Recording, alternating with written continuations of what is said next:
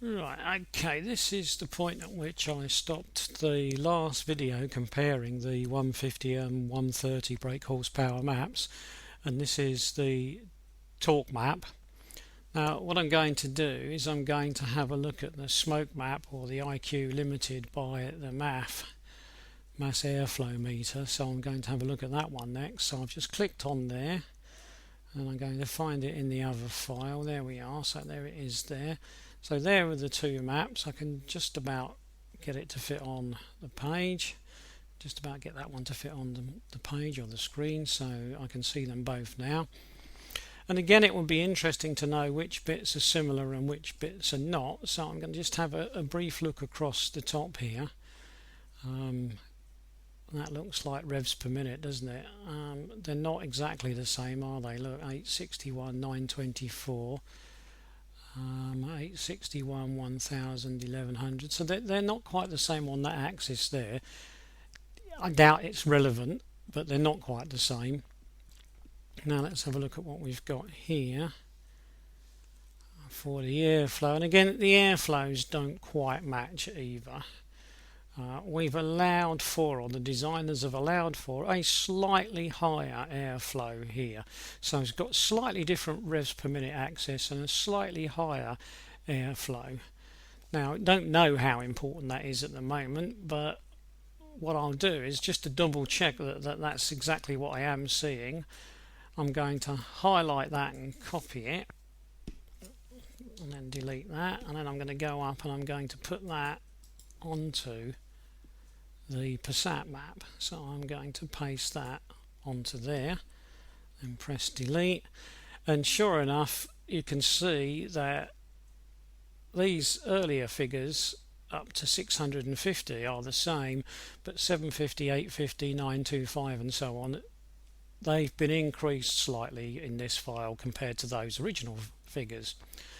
Right, I'll do the same with the revs per minute, although I suspect that this is not really that relevant, but I want them to match anyway, so I will do the same thing so that I can see what's going on. So I'll paste that one in there, I'll just delete that. And you can see that these figures are now up there, and there's very, very slight differences, not a great deal, but a little bit of a difference. At the beginning here it's the same, 861 were the same, and by the time it gets to the end at 5355 they were the same, but they're very slightly different in the middle. Now of course the bit that we're interested in is the fueling. What's the fueling doing in comparison to the airflow, which of course is this scale here.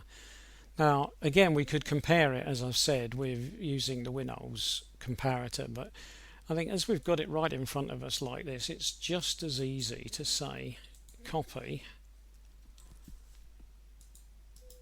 and then I'll paste it in there. Right, now what we've got then is we've got some slight increases here, which are probably not that relevant because they are probably, they're only really occurring at low values of injection quantity, but airflow, low values of airflow and low revs per minute, so they're probably not that important. Then we've got some reduced values in the middle here, which may well not be reduced. I mean, compared to this one, they may not be that much difference, because remember the axes have shifted very slightly. So these figures might be the same as those figures. So again, it might not be that important. And then we've got some slight increases here, and if we compare those with those, we know we've got an axis shift. So it's possible that these are irrelevant as well. It's possible that these have not changed a great deal.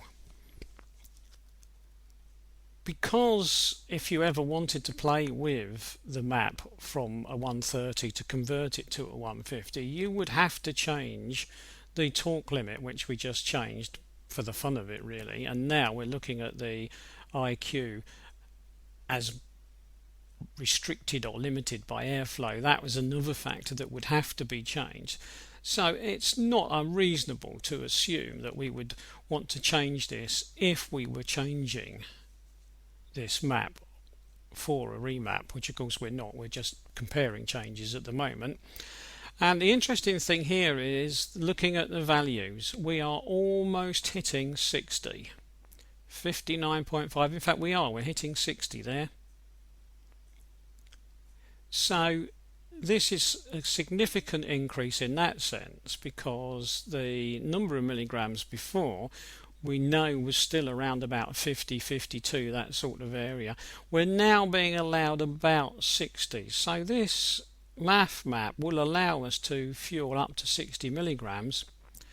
The torque limiter is not going to allow that, so that's going to restrict it back to maybe 56, 57.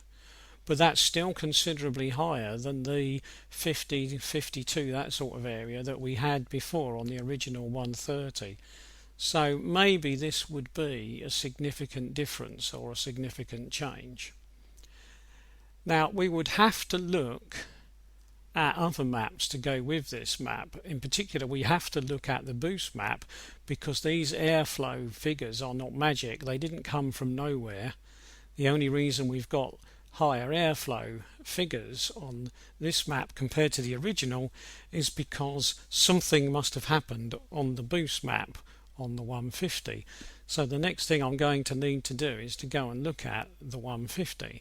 Now before I do that, I'll just save this and it can go in with my other versions, so I'm keeping them all in together. Right, I'll stop there and come back on another video at a later date.